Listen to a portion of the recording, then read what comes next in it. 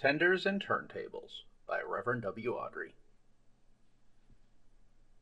The big stations at both ends of the line have a turntable. The Fat Controller had them made so that Edward, Henry, Gordon, and James can be turned around. It is dangerous for tender engines to go fast backwards. Tank engines like Thomas don't need turntables. They can go just as well backwards as forwards. But if you heard Gordon talking a short while ago, you'd have thought that the Fat Controller had given him a tender just to show how important he was.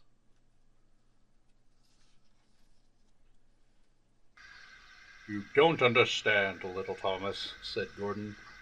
"We tender engines have a position to keep up. You haven't a tender, and that makes a difference. It doesn't matter where you go, but we are important.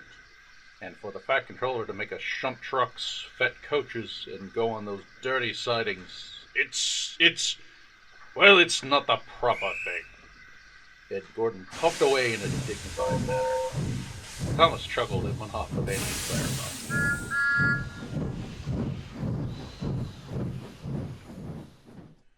Arrived at the terminus, Gordon waited till all the passengers had got out. Then, groaning and grumbling, he shunted the coaches to another platform. "Disgraceful, disgraceful," he hissed as he ran backwards to the turntable. The turntable was in a windy place close to the sea. It was only just big enough for Gordon, and if he was not on it just right, he put it out of balance and made it difficult to turn. Today, Gordon was in a bad temper. The wind was blowing fiercely.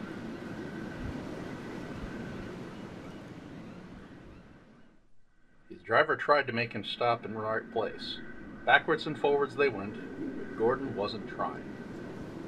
At last, Gordon's driver gave it up. The fireman tried to turn the handle, but Gordon's weight and the strong wind prevented him. The driver, some platelayers, and the fireman all tried together. "It's no good," they said at last, mopping their faces. "Tender upsets the balance. If you were a nice tank engine, you'd be all right.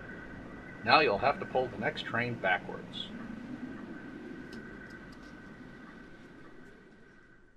Gordon came to the platform. Some little boys shouted, "Come on, quick! Here's a new tank engine!" "What a swizz!" they said when they came near. "It's only Gordon, back to front." Gordon hissed emotionally. He puffed to the junction. "Hello," called Thomas. "Flying tank engines? Sensible engine. Take my advice. Scrap your tender and have a nice bunker instead." Gordon snorted but didn't answer. Even James laughed when he saw him.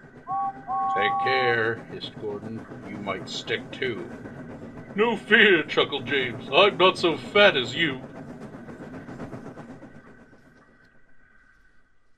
"I mustn't stick," thought James anxiously as he ran to the turntable later. He stopped in just the right place to bounce the table. They could now swing easily. As fireman turned the handle, James turned, much too easily. The wind puffed him around like a top. He couldn't stop. At last the wind died down and James stopped turning, but not before Gordon, who had been on the loop line, had seen him. "Well, well," he said, "are you playing roundabouts?" Poor James, feeling quite giddy, rolled off the shed without a word. That night, the three engines had an indignation meeting. "It's shameful to treat tender engines like this. Henry gets whooshed by elephants. Gordon has to go backwards and people think he's a tank engine. James spins round like a top and everyone laughs at us. And added to that, the Fat Controller makes us shunt in dirty sidings. Ugh!" said all three engines together. "Listen," said Gordon. He whispered something to the others. "We'll do it tomorrow. The Fat Controller will look silly."